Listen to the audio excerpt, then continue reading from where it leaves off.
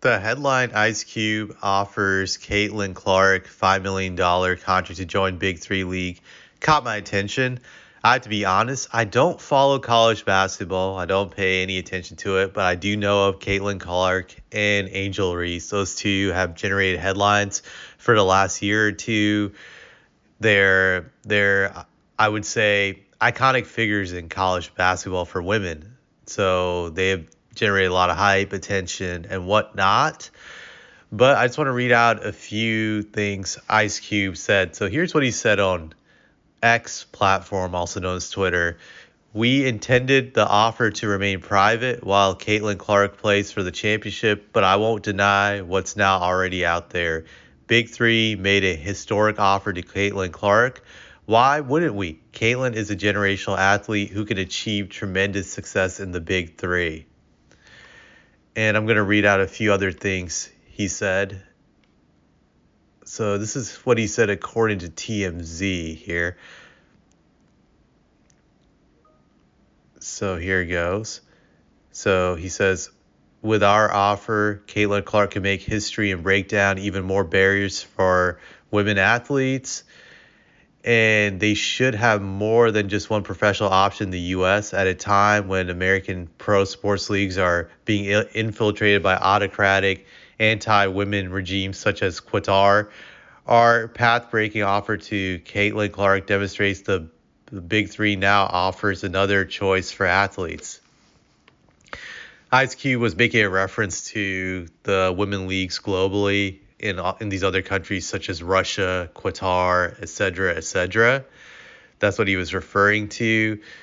And according to TMZ, the way the deal would work is she would get $5 million to play 8 regular season games for a Big Three and possibly 2 playoff games. So that's basically 10 games for $5 million guaranteed. On top of that, she could still play in the WNBA, so she could still play there. That would be available to her. And what I find interesting is in this article, they said that the highest paid WNBA player was Jewel Lloyd at $600,000 for 1 year. And it's expected, according to this TMZ article, that Caitlin's rookie deal will be $76,000 if she's the number one pick, which she's projected to be.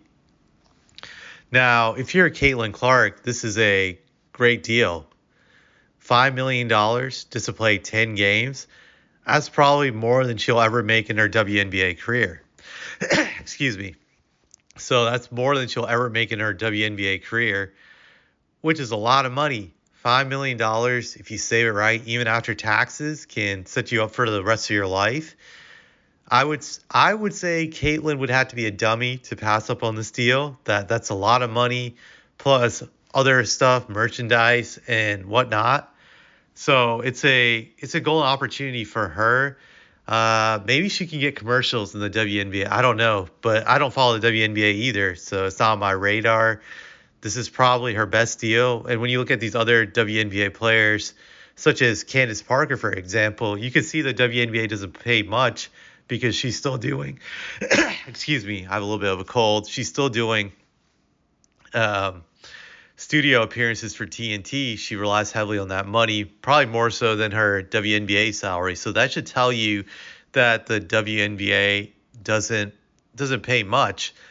Caitlin definitely should take this deal. I think she will. She's just not going to announce it yet, but after the term is over, I could see her signing on to the Big Three.